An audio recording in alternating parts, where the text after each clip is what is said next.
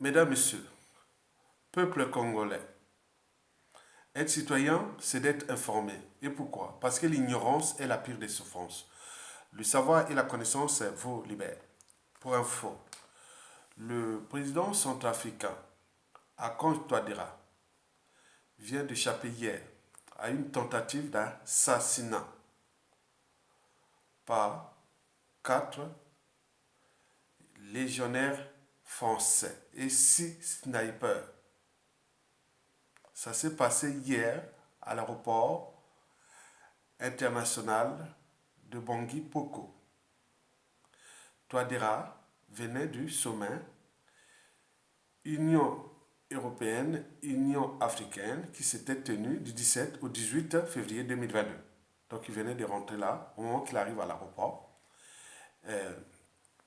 Les éléments de la sécurité nationale du Centrafrique ont déjoué cette tentative d'assassinat où les éléments français seraient impliqués. Donc l'affaire est en cours. Vous le savez très bien que dans la zone France-Afrique, on se soumet à elle. Dans le cas contraire, on vous tue. Vous le savez très bien que la brutalité, la prédation et le néocolonialisme ne sont pas nos valeurs africaines depuis 30 000 ans.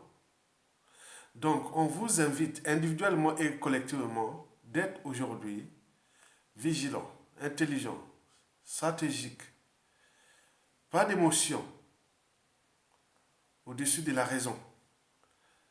Et donc, nous sommes en guerre, l'Afrique est en guerre. Et donc, si vous ne savez pas, tant pis pour vous. Mais la question qui se pose, que beaucoup d'Internet se sont posées, parce qu'il y a eu des ambassades entre Denis Sassou Nguesso et le président Emmanuel Macron à Bruxelles. Est-ce que Sassou Nguesso ne serait-il pas impliqué dans le coup de cette tentative d'assassinat? C'est tous les questionnements, parce que le Centrafrique, c'est son terrain de jeu France-Afrique. Vous le savez très bien. Donc depuis déjà ces 10 dernières années, il s'amuse là-bas. Et donc là, il faut s'interroger. Mesdames, Messieurs, peuple congolais.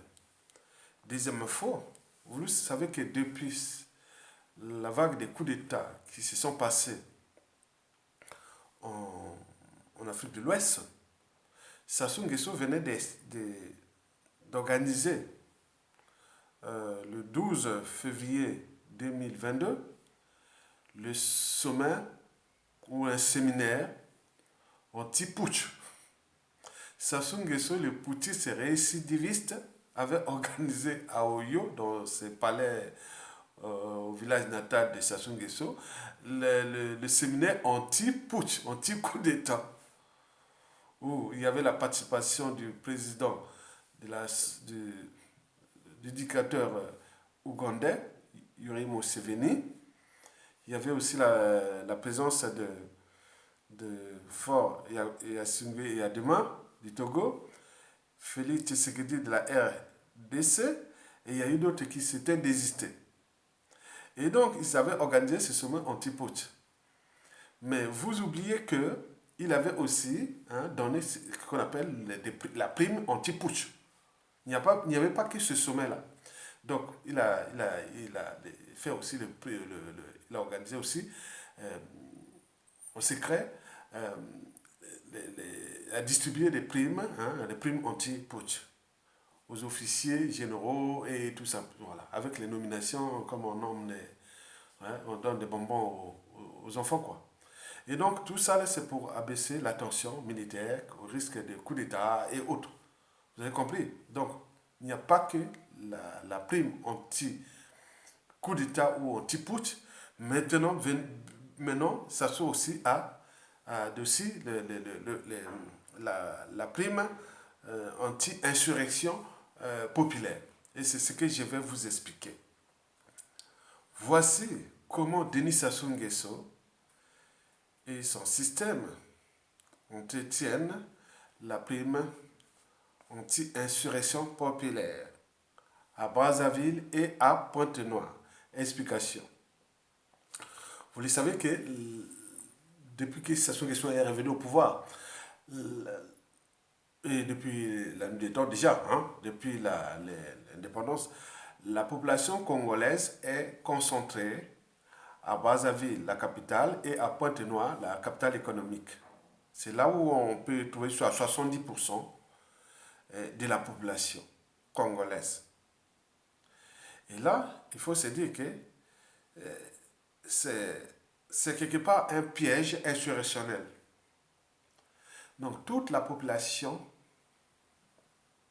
est concentrée dans la capitale politique et où se concentre le pouvoir, et la capitale économique où se concentre le pouvoir économique. Pointe-Noire, Brazzaville. Bon, il faut savoir maintenant que la prime anti-insurrection fonctionne autour de 3 piliers. Retenez bien. La prime anti-insurrectionnelle, anti-révolte, fonctionne autour de 3 piliers. Parmi ces 3 piliers figurent 1. Les dignitaires, d'abord les membres du clan, les dignitaires, les apparatchiks, les valets locaux, les courtisans, tout ce monde-là. Le deuxième pilier, c'est l'argent volé au peuple congolais, l'argent des caisses de l'État. Donc, ils ont ce magot-là, que Sassou les distribue, ce magot-là. Hein? Au clan, aux dignitaires, du nord au sud, de l'est à l'ouest. Hein? Là, il n'y a pas de tribalistes autres. Hein? Ils sont tous nourris, hein? Vous allez voir. Hein? Du nord au sud, de l'est à l'ouest. Hein? On est dans le système. Donc, on est en train de pénétrer le système Sassou Nguesso. Donc, il y a les membres du clan, les dignitaires du nord au sud, de l'est à l'ouest, les apparatchiks, les valets locaux et étrangers, même les hauts fonctionnaires qui sont impliqués dans ces affaires-là, etc., etc. Donc, ils reçoivent l'argent. Le deuxième pilier. Le troisième pilier, ce sont les femmes. Les femmes, ou plutôt les maîtresses. Sachant que le statut social ou le rang social voit le pouvoir d'achat dans notre pays devient presque élitiste ou acrobatique, système D. L'argent ou le pouvoir d'achat est concentré sur une minorité, c'est comme une pyramide. Sassou Nguesso au haut de la pyramide. En bas, ce sont le clan, les dignitaires, les courtisans et autres. C'est l'autre. Maintenant, en bas, la masse est pauvre.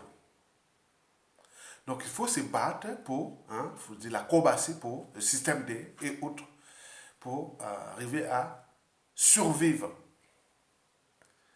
Quel que soit votre niveau d'éducation. C'est pas facile. C'est structuré pour ça, pour cela. Donc le système pyramidal. Donc au sommet, Sassou Nguesso. Après vient le clan, les dignitaires du nord au sud, les apparatchiks, les courtisans, valets locaux, les hauts fonctionnaires et tout ce monde, ils ont des maîtresses. On leur impose, voilà, chacun au moins 3, 4, 5 maîtresses. Pour ceux qui ont plus d'appétit sexuel ou de dominer ou tout ça, voilà, vous comprenez ça, c'est ça. Donc, le premier pilier a de l'argent. Et le troisième pilier reçoit de l'argent. C'est-à-dire, on donne de l'argent à des maîtresses. Et ça peut être sous forme de salaire de fonctionnaires fictifs. Il y a des maîtresses qui peuvent gagner jusqu'à 200 à 500% de plus de salaire au-dessus d'un professeur d'université. Donc ça peut aller de plus de 3 000 euros jusqu'à 10 000 euros par maîtresse. Ils sont tous concentrés à Brazzaville et à Pointe-Noire. On peut parler aussi un peu d'Olisie et autres. Oui. Mais l'importance, pour surtout, c'est là où les enjeux, c'est Brazzaville et Pointe-Noire. Et donc, il y en a beaucoup de maîtresses qui sont là. Ce sont des fonctionnaires fictifs. D'autres reçoivent de l'argent vraiment de main en main. Des liquides, ils gardent des trésors publics ou des trésors privés à la maison. Ils gardent du cash, des devises et tout. Ils ont tout là-bas dans leur palais là. Des ghettos chics là. Donc, ils ont les magots. Quand tu as l'argent, face ou devant une population affamée, appauvrie, volontairement, etc., etc., alors tu peux acheter la conscience de n'importe quel individu. L'enjeu pour leurs victimes, c'est survivre. Donc, vous allez comprendre que c'est psychologique. Et quand on touche la psychologie, là, ça devient grave. Une seule femme, fonctionnaire fictif, qui touche jusqu'à 5 000 euros par mois, où le salaire d'un enseignant au lycée ne dépasse même pas 200 euros. Elle n'a rien, une grande femme, parce qu'elle a des formes. Elle a ceci qu'on en a vu là, la femme d'un PDG de Trésor public qui vient comme ça avec ses grosses fesses et tout comme ça. Les militaires le saluent, elle rentre chez elle. Ce sont ces femmes comme ça qui ont beaucoup d'argent du pays, ils gardent beaucoup. Et donc derrière elle, il y a qui? Il y a des copines, il y a des familles. Donc une seule femme du système peut nourrir 5 à 10 familles. Ça devient indu. Mais Mickey, quand c'est ça l'enterrement, il donne l'argent. Quand c'est pour les médicaments, on vient selon ses caprices, il donne l'argent. Mais attention, hein, l'argent là vient d'où? C'est ça sous, hein. Si j'ai pas été, je suis pas au pouvoir, on n'aurait pas ça. Hein. Moi, je vous donne ça, vous allez enterrer. Hein. C'est indu. Moralement, la personne, vous comprenez comment on conditionne? On met les gens sous emprise de la servitude ou de la domination. Comment vous allez vous protester contre ça sur les choses? Et ça cadre toute la ville de Brazzaville, du nord au sud, de l'est à l'ouest. Toute la ville de Pointe-Noire, de l'est à l'ouest. Additionné avec la violence, la terreur et autres. Non, vous ne pouvez pas se révolter. Parce que, regardez, Madame Point Point, qui est la femme des dignitaires, derrière elle a 5 familles à nourrir. Parce qu'une copine va venir là, va venir à tiens, bon, pour ce mois, hein, moi je te donne, tu vas aller nourrir tes enfants. Hein. Bon, je te donne pour une enveloppe, je donne jusqu'à 1 million de francs CFA. 1500 euros à peu près. La femme devient folle. Et elle aussi, derrière, elle va donner aux autres. Donc, elle va conditionner, entraîner les autres à la soumission. Tika, tika, tika papa, tika maman, tika, tika, tika. Donc, voilà le système que nous avions dégagé, que nous vous exposons. Hein? Parce que vous devez comprendre comment les gens ne se révoltent-ils pas. Ce n'est pas le manque seulement de leadership, non. Il y a tout ce système-là où il y a bien sûr du renseignement, il y a la violence, il y a beaucoup de choses comme ça. Mais ça, c'est le pilier. Le pilier qui passe par les fonctionnaires fictifs qui sont payés à des salaires très élevés. Deuxièmement, l'argent qui circule de main en main entre les dignitaires et leurs maîtresses. Et qu'ils sont chargés d'aller accomplir ces opérations-là, ces missions-là. Ils ont ce rôle-là, aller soumettre la population. Vous le savez aussi que beaucoup gèrent des geôles privées. On prend des gens, on va les cacher quelque part, ils torturent ou ils gardent autres. Ils sont payés. Donc il y a toute une économie informelle et qui est là, et que bon, ben, il ne peut pas, même là, parfois, ils viennent même quand ils viennent même devant dans le moment des loisirs, parce que la distraction doit être totale. Les gens ne doivent pas réfléchir à leurs problèmes. Ils viennent dans un bar où le dignitaire ou un membre proche des dignitaires, il vient, bon, ben, tous ceux qui sont là, bon, je vous paye tous la bière. Donc il arrose, il prend les casiers, il va, les gens sont sous. Comment vous allez réfléchir quand vous êtes sous? Et ça, on sait que on fait des promotions d'alcoolisme et autres. Donc tout est travaillé. Sans oublier les jeunes qui sont les femmes là, les familles là, on les ramène vers les loges formationniques.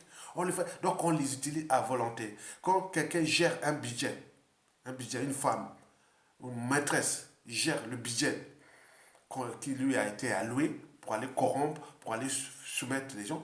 Ces gens-là, ces femmes-là, donnent aussi des ordres pour aller, voilà, il faut aller à la franc-maçonnerie, parce que là, tu pourras peut-être avoir un peu de situation, on les conseille comme ça. Mais il y a aussi ceux qui sont, depuis le coup d'État sanglant Force Afrique de 1997, ça soit avait incorporé les cobras dans l'armée, hein, les jeunes cobras là, hein, caporal, soldat, caporal chef, tout ça.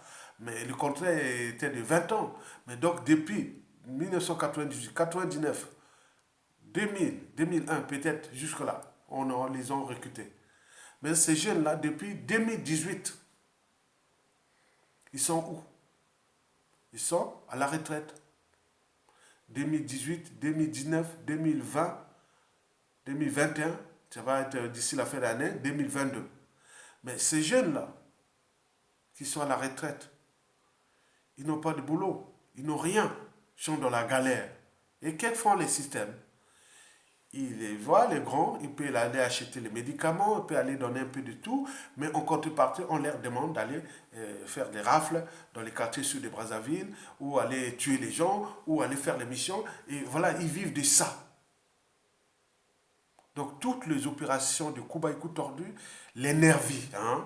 Les gens qu'on donne des ordres pour aller menacer, brutaliser, terroriser ou assassiner. La plupart, ce sont ces jeunes-là qui sont là, qui pavadent comme ça.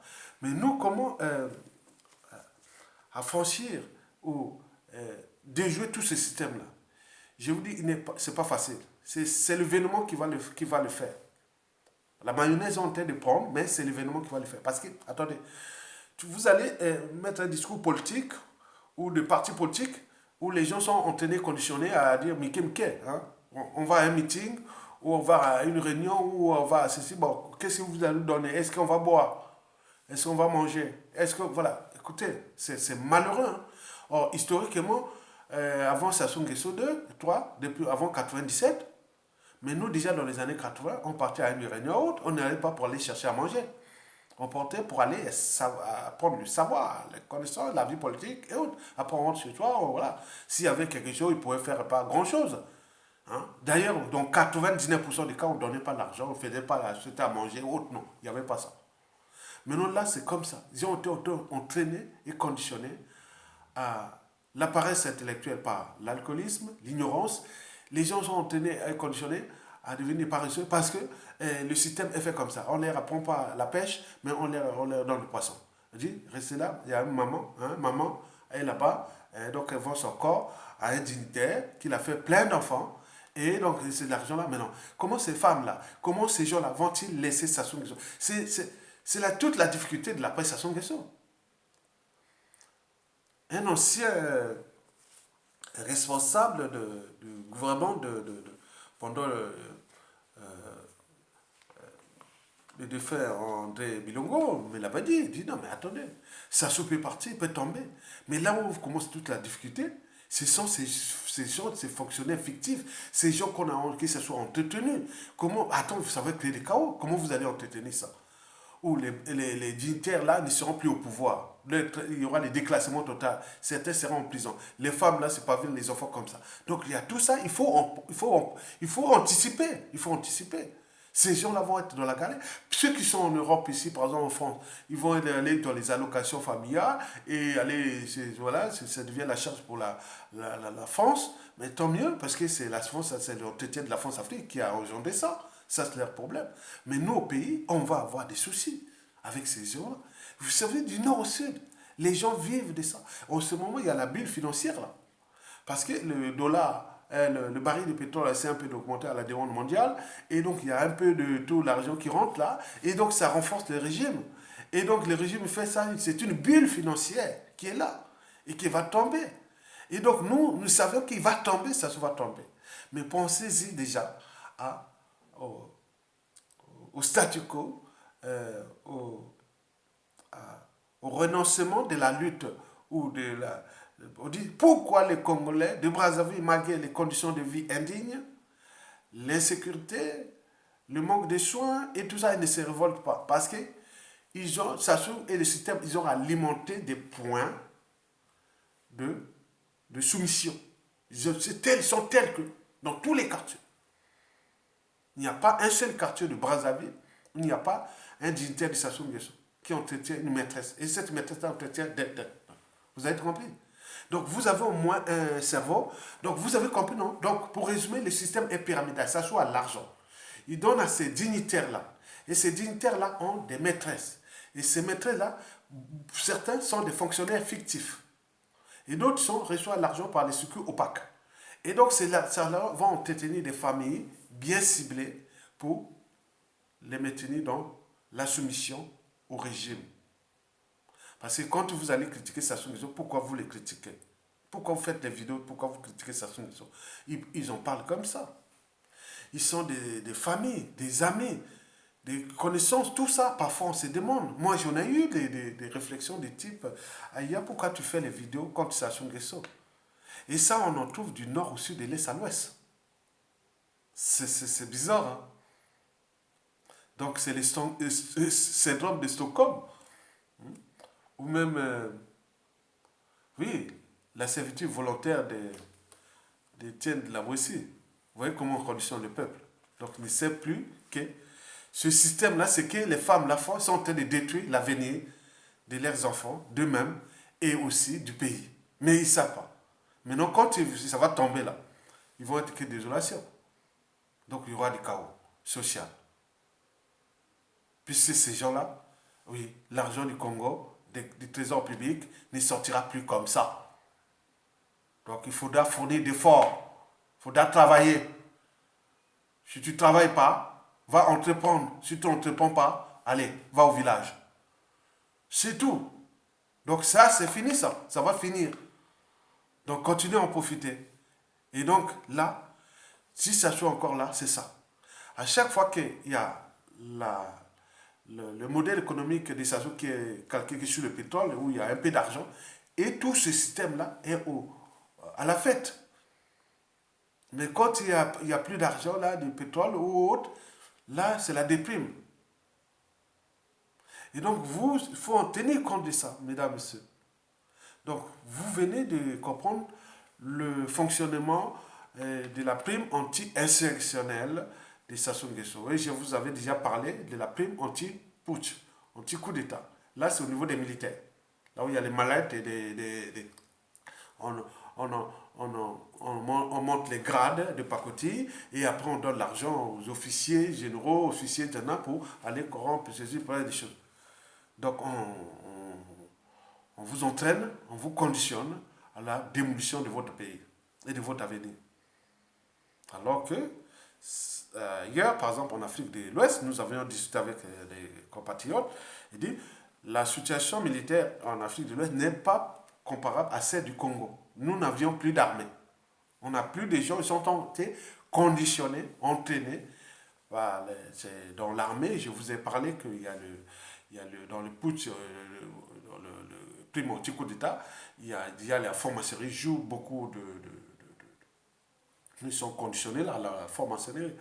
Mais il y a aussi ce qu'on appelle surtout l'achat de conscience. Hein, ils ont des privilèges, ils ont de... Voilà, vous avez tout compris.